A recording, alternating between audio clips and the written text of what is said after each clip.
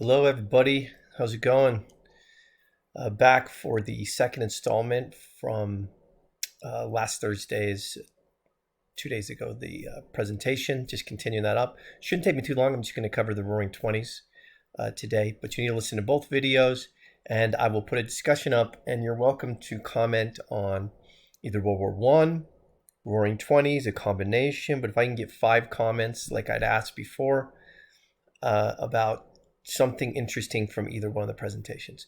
In terms of your grades, I am in the middle of finishing your midterms, and I'll get those scores to you. And also, your attendance scores will be counted based on your discussion comments. That's how I know you're in class. That's how I know you're listening. So if you want to see your grades go up, make sure you make a comment. If you weren't able to get a comment to me last time, send me an email,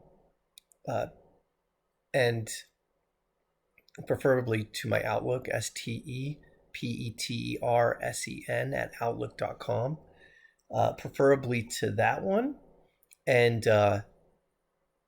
send me your response if you didn't get it by the time it's closed. Okay, so I'll have that up here in just a few minutes, and then we'll touch bases on Thursday, and hopefully I will have your midterms, everything up to date. We only really have a few weeks left, which is kind of crazy. So let's see if we can finish out strong. I want to make sure everybody's with me. Please feel free to contact me if you have questions or if you're having a hard time understanding something.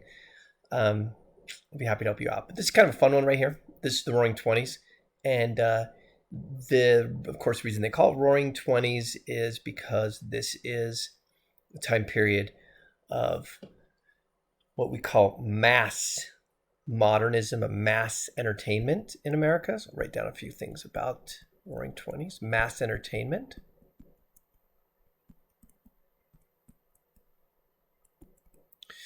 What does that mean? Well, it means the rise of movies,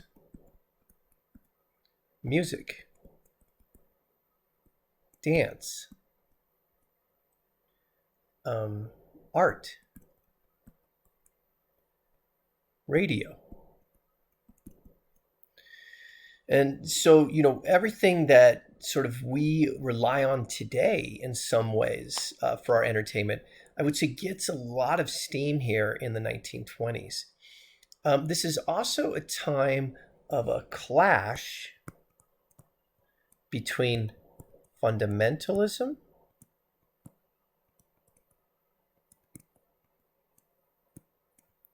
and modernism. The fundamentalism will be the Christian, the right-wing Christian part of this that feels that things are slipping away. We're becoming too worldly.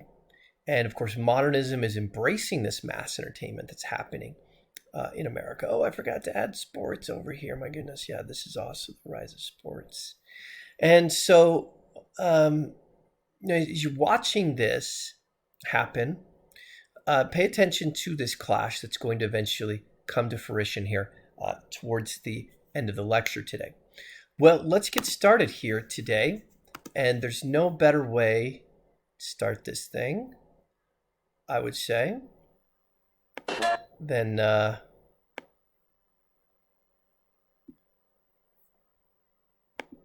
watching a little Roaring 20 stuff. Here you go. Enjoy.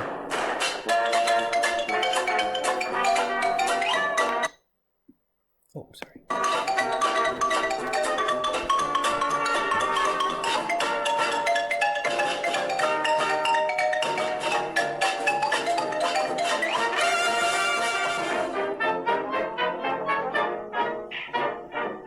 Heartbeat, fire in the middle. Heartbeat, warm as griddle.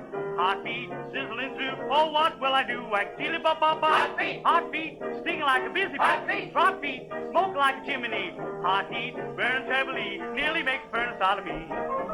Heartbeat, and on what I'm in. Hot, hot, hot, hot, hot, hot, hot. White heat, that's the way they have got. Do do do. Heartbeat, Charleston's doing it. Shot beat, Black Bottom ruined him. Heartbeat, hear him yell. Oh, what's so heartbeat?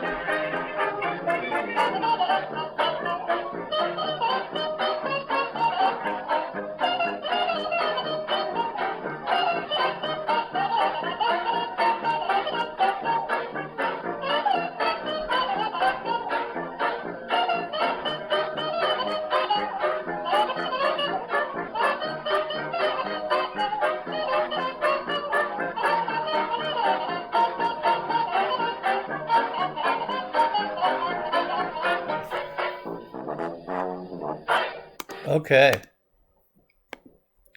Let's see if I can get over to the next slide here. It's not letting me want to go. There we go. Okay, so as you can see, one person back then, older person, said, "Man, the world just got busy, didn't it?" And it did. It got fast. It got crazy. And there's a lot of changes that have happened here with the 1920s. So let's take a quick look at some of the things. Let's first start with the flappers. I had mentioned that women got the right to vote during the Progressive Era in 1920. And this is an important moment, of course, because women now have some freedom, some autonomy, and they're going to explore this in multiple ways. Young women in the 1920s rebelled against tradition, and they found that the best way to do this was they're not their grandmothers anymore, right? They're not going to dress up in really long dresses and hair's up in buns, right? This is about short bob is called the haircut, and short skirts, and you show your elbows, or not your elbows, sorry, your shoulders. And F. Scott Fitzgerald, who did Great Gatsby, one of the great American novels, once described him as lovely, expensive, of about 19. So they're younger, they're giddy, they're attractive, and they're the next generation of women, right? Ones that aren't afraid to sort of show who they are, be what they want, even if that goes against the morality, the norms that's happening. And think about this in terms of fundamentalism. Christians are looking at this saying, this is not good. This is not good at all. These women are dressing up, or they're dressing out, I should say, underdressing, and they're going out on the town, they're smoking, they're drinking, and this is not the type of American woman that we want. So this is sort of the pushback to that. Well, let's take a look at some other things. So one thing that happens is in 1925, Henry Ford will come up with Highland Park in the assembly line. And his idea was that he was going to produce a car every 10 seconds. And so what he does is he enables the workers to be both producers and consumers. And you could buy a Model T for $300, or $300, which is super cheap. And the idea is that he wanted to make the car democratic, so everybody had access to it. And if you've ever seen a Model T, I thought I would show you a pretty cool little video of somebody put together about the Model T. So here you go. His first car, he called it a quadricycle. That's his wife, Clara. He began with an idea that most people thought wouldn't work, but he made it work. And the tools he used were common sense, ingenuity, and perseverance, along with a natural instinct for knowing how to put machines together and make them run. A man thinks twice before he goes to market on roads like this.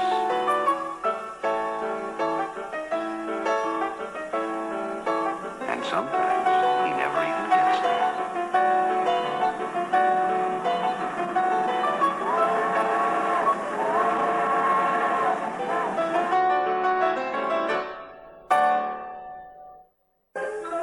There's one car that takes you anywhere you want to go. The Model T. Strong, sturdy, with a will of its own.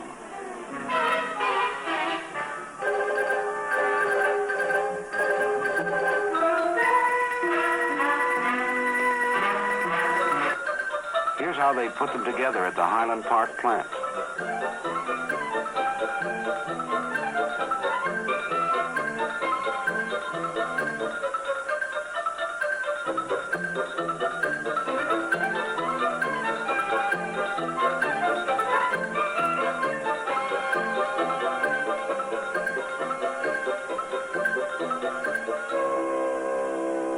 A car comes off the end of the line every 10 seconds.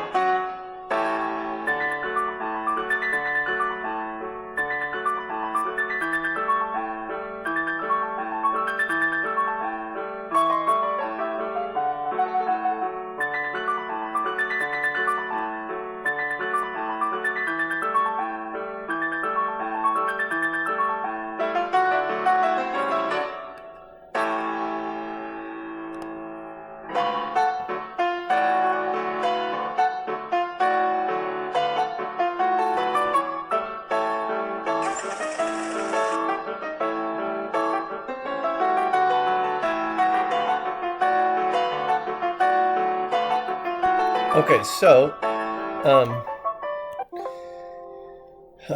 kind of interesting, right? Boy, it's starting me over. Let's see if we can. So of course, the Model T gives you all kinds of things. Okay, well, let's talk about the new mass culture. What we identify as new media, and the new media will be movies, radio, sound recording. And what this is this redefines the good life. Now, entertainment can be in your home. And I want you to think about the significance of that today as we're sitting around here in this in our houses. Imagine what it's like if we don't have all this entertainment, this TV, the internet, all these things that allow us to keep ourselves somewhat distracted. We owe a lot of that to the 1920s. That's when they really started producing that type of thing. Let's look a little bit at the new mass culture. One of the most important things that comes around is jazz music, and this is the jazz age, the 1920s. And nobody was as important as Louis Armstrong. And Louis Armstrong redefines what music can do for people. And he becomes, in many ways, the first real mass musician entertainer. First thing that makes Louis Armstrong fascinating in the 1920s is he's a black man. And I mean, just look at his hot five here. He's got, 2 black men, a white man, and a black woman all in his band. I mean, that's pretty progressive, pretty crazy for 1920s. But what he does is that he's so good, and he demonstrates something that we'll talk about in a little bit later when we look at Elvis, but he wasn't just a singer, he was an entertainer. And that's maybe something to give you a good baseline so you understand that these aren't just typical musicians. Now, there had been entertainers in the 18th and the 19th century, for sure. Mozart and Liszt were all very famous classical musicians, but they played mainly for the upper class, right? The richer, the bourgeois. These guys, Louis was playing to anybody that could get a radio, and a radio becomes democratic. Anybody can access a radio. So that's a key to understand about Mr. Louis Armstrong. So what I thought would be interesting is to actually show you how good Louis was. This is Louis doing Dinah. And notice how a lot of his voice becomes an instrument because he's got such a rad voice. And so I hope you enjoy a little bit of Louis here. The next number we're going to swing for you is one of the good old favorites. Yes, Dinah, Dinah. Look out there, boss. Are you ready? Look out.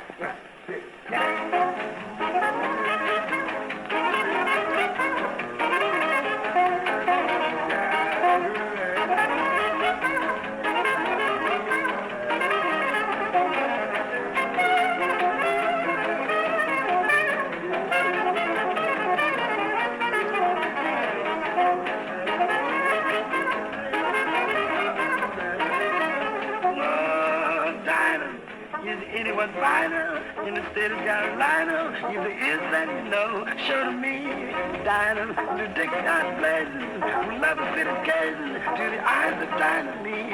Baby, every night, one eye, shake my right arm, cut my dynamite, change your mind, Mama did this. Don't you want to start your Dinah, baby? I'll have it with Dinah, oh, man. Oh, Dinah, Dinah, oh, Dinah.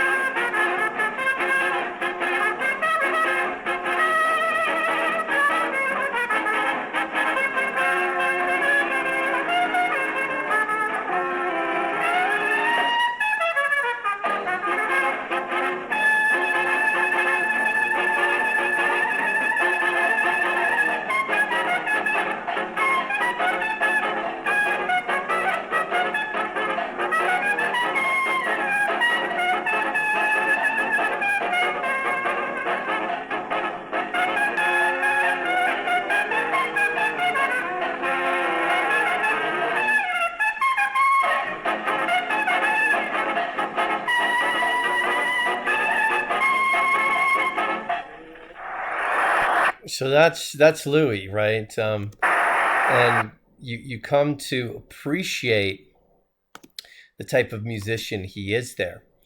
Another one is radio, the nation's first comprehensive mass entertainment. I mean, before there was ever TV, there was the radio, and that's what people sort of circled around. That was the evening family fun time. It wasn't TV. I mean, obviously it will turn into that, but it was radio at first. And one of the most famous shows was Amos and Andy. Amos and Andy was sort of like a Saturday Night Live show. It was a satire show. And, they would do live performance. Actually, they do blackface, just like black people. But live as they were on the radio, and they would talk about politics, I think pundits almost, talking about newspapers and what was going on, the presidential elections. But very, very entertaining, very interesting. Okay, another important part of the 1920s is the idea of advertising. Advertising becomes a really important part of this because they can use radios and they can use color now, newspapers and so forth. I grabbed some of the craziest ones I could find. Yes, you could buy cocaine, toothache drops in the 1920s. They worked freaking great, but people just kept coming back for more. And obviously, you know why. This idea of the dentists, embracing smoking, sort of ironic, right? The thumb sucker. So, that's a very important part of this as well. Okay, so let's talk about sports and celebrity. Nobody was as important here as Babe Ruth. Babe Ruth defines and redefines really what it means to be a celebrity. And what I thought I would do actually is show you a clip here of Babe Ruth advertising. But let's back up and talk a little bit about who he is and what happened. So in 1919, the Chicago White Sox got paid money, about 9 players or something, to throw the World Series. And when this got out, people were really upset. They thought that baseball had sort of disappeared now and become incredible. You couldn't trust it anymore. But when Babe Ruth shows up, he's traded the Yankees in 1920. Everything changes because he's not just an athlete. Yeah, he's a heck of an athlete and he can hit like nobody's business. But what he is he's an entertainer. The way he walks, the way he talks, the way he moves to the bases. You think about that when 1933, when he's playing the Chicago Cubs and he points out to center field where he's going to hit it to the United States flag. And, because the Chicago Cubs was talking trash to him. So he hits it perfectly. Right where he points. He didn't have to do that. That's a sense of entertainment. And off the stage, he was almost as important as he was on the field, off the field. And he was friends with celebrities. He always had a different girl around on his side every day. So he just defines that idea. I want to show you when he showed up and he did advertisements and commercials. This was sort of like a short they would show before movies. I thought it was kind of interesting to show you how big Babe Ruth got. Everybody loved him. And now, boys, we will take up our arithmetic lesson. No. 6 times 2 is 12. 6 times 3 is 18. 6 times 4 is 24. 6 times 5 is 30. 6 times 6 is 36. 6 times 7 is 42. 6 times 8 is 48. Stop! 6 times 9 is... What do you mean keeping these boys in there when there's baseball to be played? Why, arithmetic. Arithmetic. 4 times 4 is 16. Yes. 3 strikes, you're out. That's our arithmetic. Come on, boys, let's go. What do you say?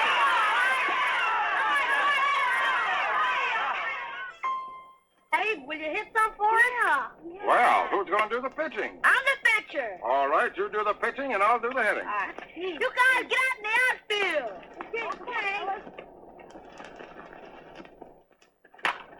Let it go. I got it. Let it go. I got it.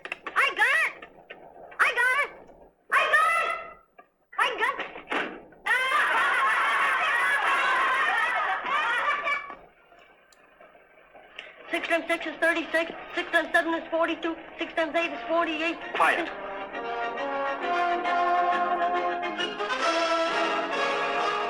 So long.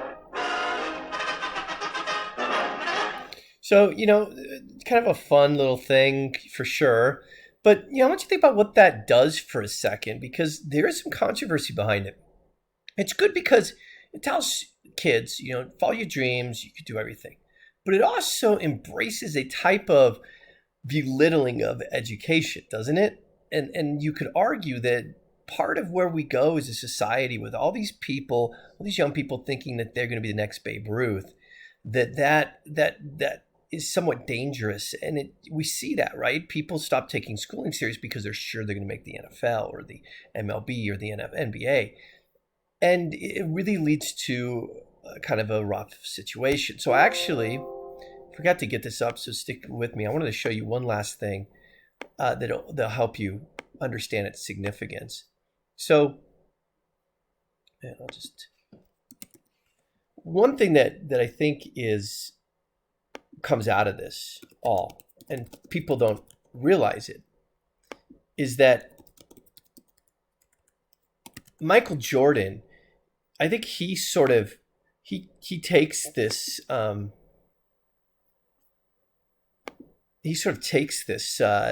this mantle from Babe Ruth, and I want to show you how big he gets.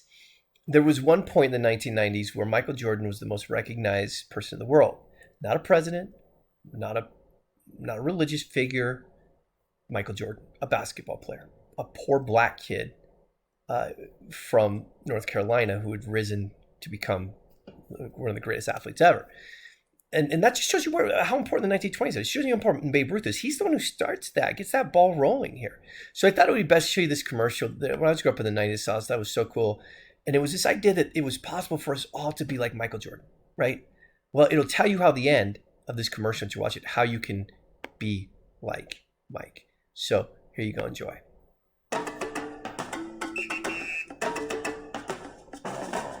Sometimes I dream that he is me. Got to see, that's how I dream to be. I dream I move. I dream I groove. Like Mike. If I could be like Mike. I wanna be like Mike. Like Mike. If I could be like Mike. Be like Mike. Oh, be like Mike. Yeah, I try. Just need to fly. Just one day if I could be that way. I dream I move. Dream I groove. Like Mike. If I could be like Mike. I wanna be like Mike. Like Mike. If I could be like Mike. Like Mike. If I could be like Mike. And I think that tells you everything, right? So now you want to be like Michael Jordan. You want to be able to be the most famous basketball player ever. Drink Gatorade. So all of a sudden, these capitalism really takes a hold of sports. Before Michael Jordan, Nike really wasn't a shoe everybody trusted or knew much about. But we were Converse. Michael Jordan puts on a Nike shoe, and everybody now, has a pair of Nikes. Okay, so I hope that helps you understand Ruth's importance there. Oh boy.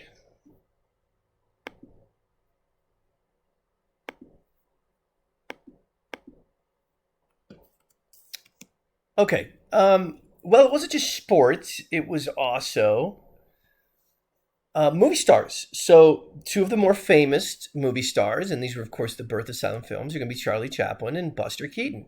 And both of these guys represent a type of America now that recognizes, appreciated comedy, slapstick, but also the power of the film. And of course, the amazing thing about silent films are that these guys had to all do everything with physical expressions in their faces, and nobody was better than these two. In fact, these two used to compete who would use the least amount of cards, which, during silent films, they'd show up these cards that would give you dialogue. They didn't want those because they feel like, we don't need them. We could just tell you what's going on with our faces. And if you've never seen a Chaplin film, you've never seen a Buster Keaton film, I'd recommend it. The General by Buster Keaton's amazing. Charlie Chaplin. I'm actually going to show you a clip of one of my favorite ones that came out this time called The Kid. Now, as you're watching this little segment here, I want you to notice a couple things. Notice how he can tell you the story, but he doesn't have to say anything. You know what's going on here. There's no words. And Charlie Chaplin actually thought that when they started introducing sound, talking in films, that actually ruined films. That made it worse. So with that in mind, here you go. Here's a little Charlie Chaplin for you. I hope you enjoy if you've never seen him before.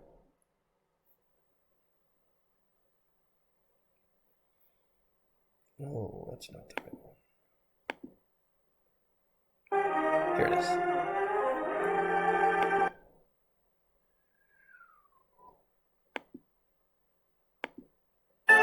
There it is. Sorry.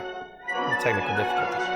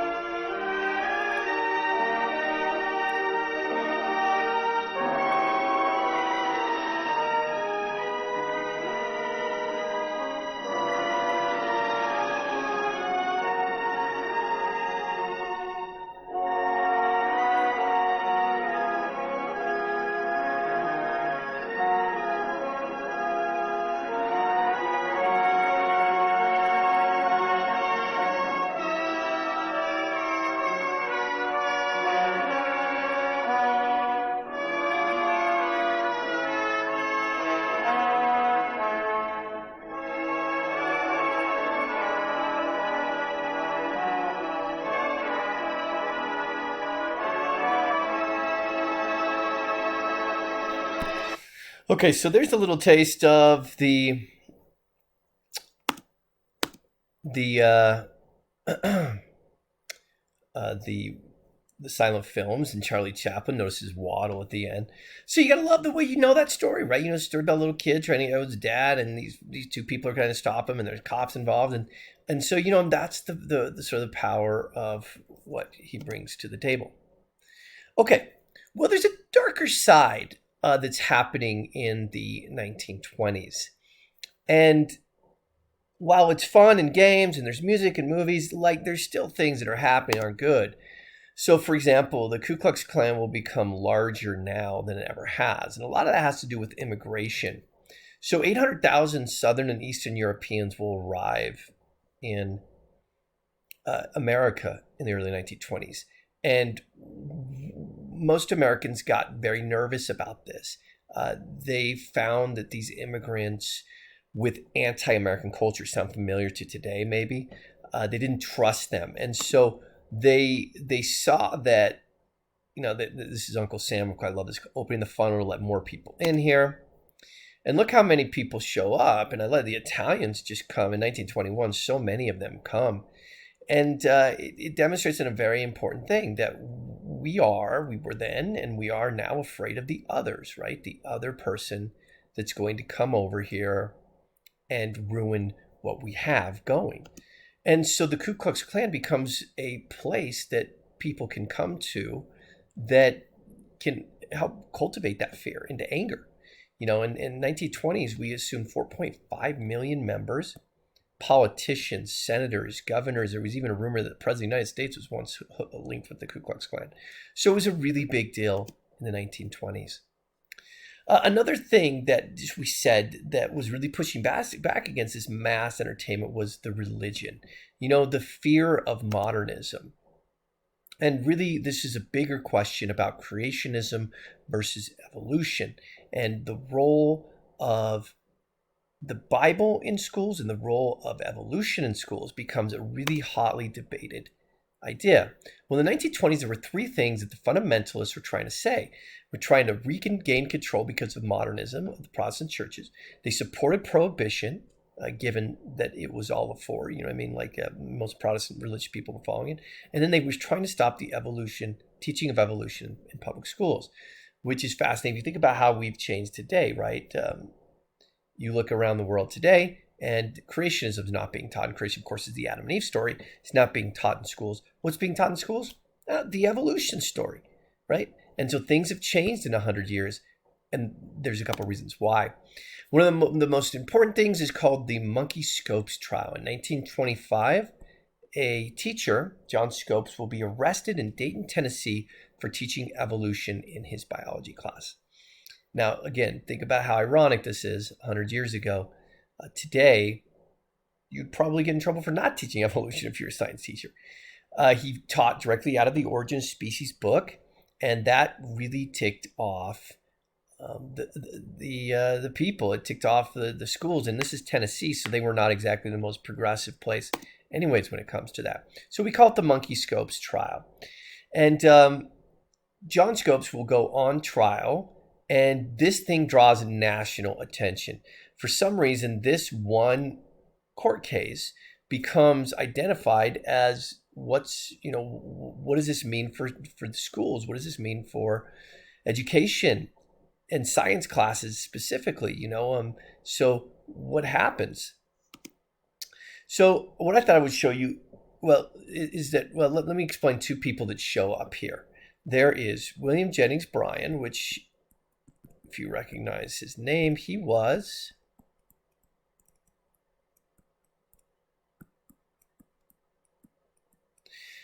the populist presidential candidate. He was the populist leader, remember, about Cross of Gold and all that.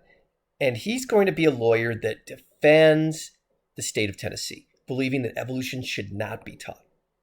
The man who will defend John Scopes is a very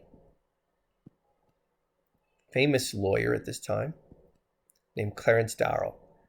And Darrow, sort of an atheist himself, but he doesn't mind either way. He doesn't feel like that you should be punished if you're teaching this in school. So what happens is, in a moment that really is a mistake for William Jennings Bryan, he takes the stand and he goes against Clarence Darrow. And so Darrow is going to cross-examine William Jennings Bryan about teaching creationism, about the logic of the Adam and Eve story. And I want you to watch how he sort of traps him. Now, the names are different here, but the guy talking right here is trying to trap the one sitting down about the problems of believing in creationism or teaching that as scientific proof. Darwin took us forward to a hilltop, from where we could look back and see the way from which we came. But for this insight and for this knowledge, we must abandon our faith in the pleasant poetry of Genesis. We must not abandon faith. Faith is the most important thing. Then why did God plague us with the power to think? Mr. Brady, why do you deny the one faculty of man that raises him above the other creatures of the earth? The power of his brain to reason. What other merit have we? The elephant is larger, the horse is swifter and stronger, the butterfly is far more beautiful, the mosquito is more prolific, even the simple sponge is more durable. How old do you think this rock is? I am more interested in the Rock of Ages than I am in the age of rocks.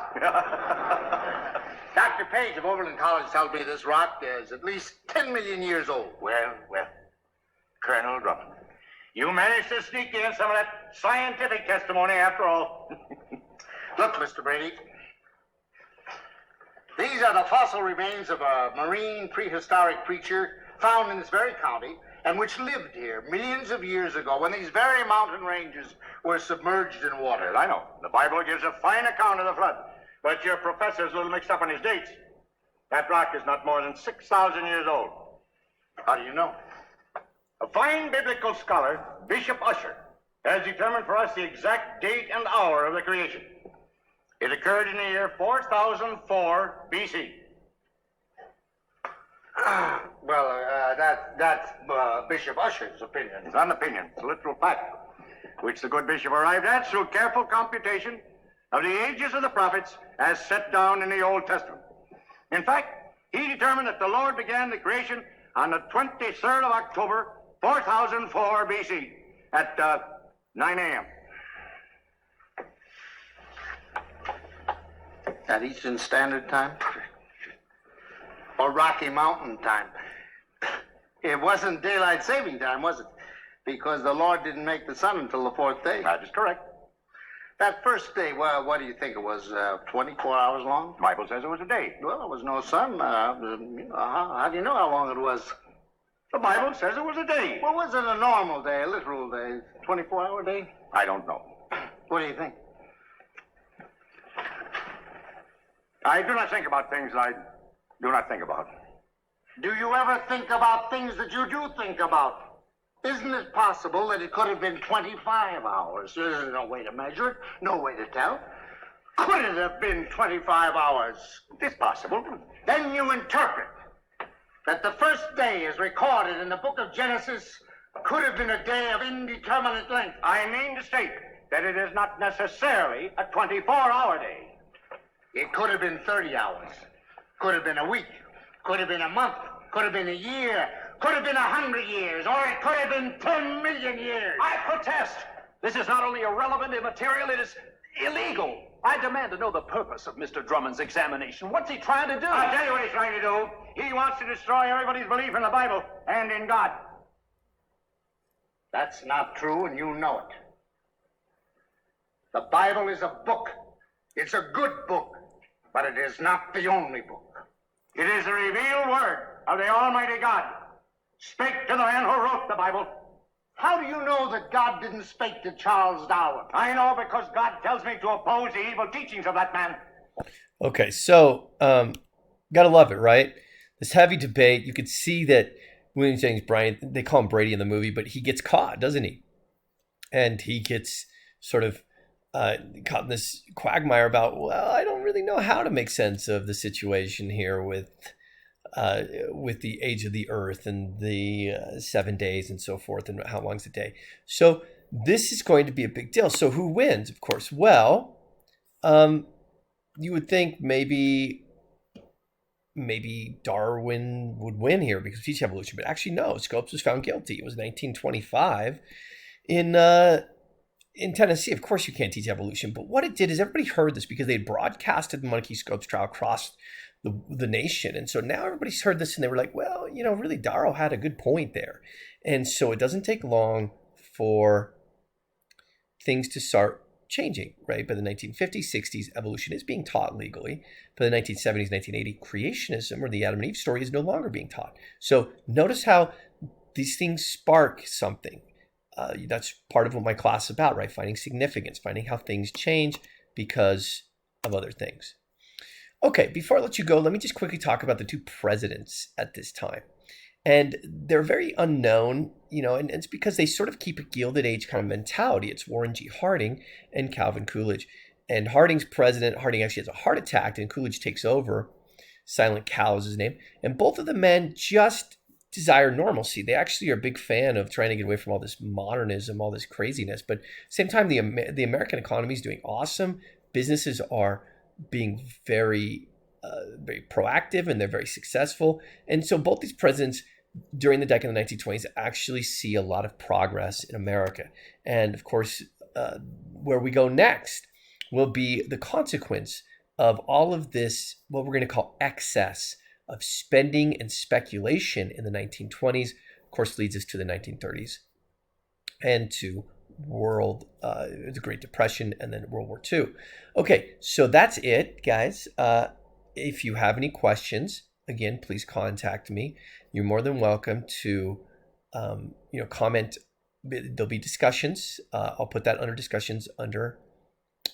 This will be called World War I in 1920s, and you could talk about either one of these two. But please give me some interesting things that you got out of this, and whether it be the war or whether it be the 1920s. Maybe you could maybe give me one or two from World War I, one or two from the 1920s. Just give me some insight that you grasp some things that helps influence our world today. Okay, guys, that's it. I will be back in contact on Thursday. I hope you guys are doing all right out there.